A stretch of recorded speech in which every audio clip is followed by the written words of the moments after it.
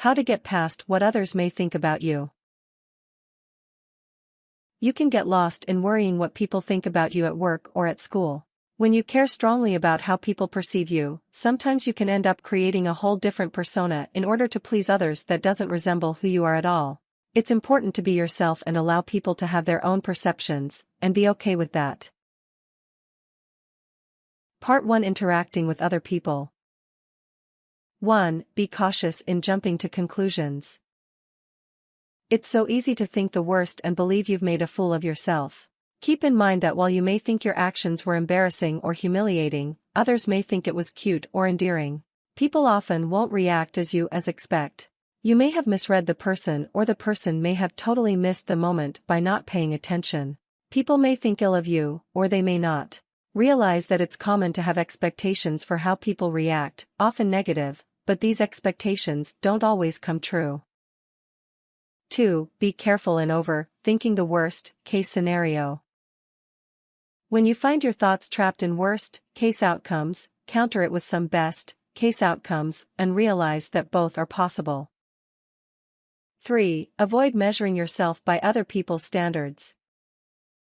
Think about whose opinions of you matter the most to you. The thoughts of your family and close friends are likely first, then perhaps co-workers, then neighbors, and finally acquaintances.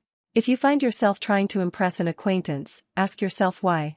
Will their opinion of you change anything? If you are in school or university, think about how long these people will be in your life. You may graduate and never see your classmates ever again. How important will their opinions be in 1 year? Or 5 years? 4. Stop relying on people's approval. It's impossible to have the approval of everyone in your life for every decision you make. Choose what issues are important to you, and whose opinion counts. It may be important to you that your family approves of who you marry, but it may be less important if your family approves of you buying one car over another. Remember that you are in control of your life, and nobody can make your decisions for you. When you need someone's approval, you give power to that individual. Some people may abuse this power, so be careful who you allow to have this role. 5. Avoid blaming yourself. It's possible that someone spread rumors about you or said some unkind things about you behind your back. Just because someone is mean to you doesn't mean there is anything wrong with you or that you should feel ashamed of who you are. No one deserves to be treated disrespectfully or with unkind words or actions. 6. Accept other people's opinions cautiously. It's okay if people want to share their opinions with you, but don't put all of your weight on what someone else thinks. Some people may think they know what is best for you, but the reality is, no one knows better than you know for yourself. Your parents may push you to attend one college, but you may feel like you want to go to a different one. Accept their opinion, but make a choice that is best for you. Sometimes, you know it in your gut. For instance, if you're trying on a shirt that you really like, but your friend doesn't like it, don't make your final decision based off of what your friend thinks, go off of how you feel. 7. Recognize that some people will dislike you.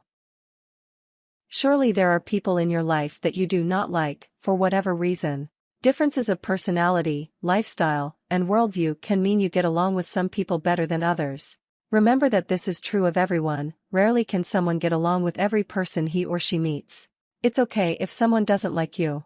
Someone might judge you for where you come from, what kind of job or education you have, or based on your looks.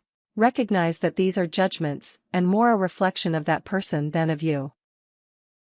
Part 2: Reconnecting with who you are. 1. Be who you are. Is it worth it to pretend to be somebody else in order to impress someone? People who express the authentic self report having higher satisfaction in their relationships, a sense of purpose, and confidence in their lives. You may feel like your authentic self is weird or too different, but that's highly unlikely to be true. If you're not sure who your authentic self is, start doing the things you love. You may love to create art, sing, dance, or create comedy routines. The closer you get to the things that make you happy, the more authentic you feel. Don't be afraid to be silly, goofy, or weird. 2. Know your strengths. You may feel insignificant or unworthy, but this simply is not true. Remind yourself of your positive qualities that make you unique and make you feel good about yourself. You might be a math whiz or an incredible sculptor. If other people put you down, remember that you have abilities, skills, and traits that make you special. Focus on your positive qualities such as your kindness, generosity, and willingness to help. Write a list of the things that you love about yourself, that make you different. Hang it up in your room to remind yourself. 3. Stop worrying. You can start to run a whole dialogue or situation in your head that has either never occurred or never will occur, due to negative thoughts taking over. You may wonder, what did this person think of me? Did I make a good impression? Did I come off as foolish? Before you start to worry and dig deeper into negativity, stop yourself. Ask yourself, am I catastrophizing and making a bigger deal of this than it is? Are my thoughts based in reality? Use affirmations to help you reconnect to yourself when you feel anxious. Affirmations can help you get into a more positive mindset by telling yourself positive things in the now moment. If you're concerned about an interview, say to yourself, I am qualified for this job and a good worker. I am good at interacting with other people. 4. Celebrate your differences. You may feel like no one understands you, or that you just don't fit in at your school. Maybe you are the only gay or lesbian person you know and feel terribly alone. Or perhaps you are the only Chinese person at your school, or the only person you know who speaks a different language at home than at school. Recognize that these things make you awesome and interesting, not weird or an outcast. If you feel on the fringe of your community, find an online community of people with whom you can relate. You can join organizations that unite people of certain backgrounds, sexual orientations, and cultures, which can help you feel more connected. 5. Join a club or group. You may really enjoy playing hockey, dancing, or eating a vegetarian diet. See if there are any clubs, groups, or organizations you can join to meet other people that share similar interests as you. It can be comforting to meet other people who share similar tastes and activities, and it helps you remember that you are not alone. When you meet other people with similar interests, you instantly have something to bond over, even if it's as simple as you both have a dog. 6. Surround yourself with real friends. Don't care more about what popular people think of you than what your friends think of you. Surround yourself with people that love and support you, no matter what.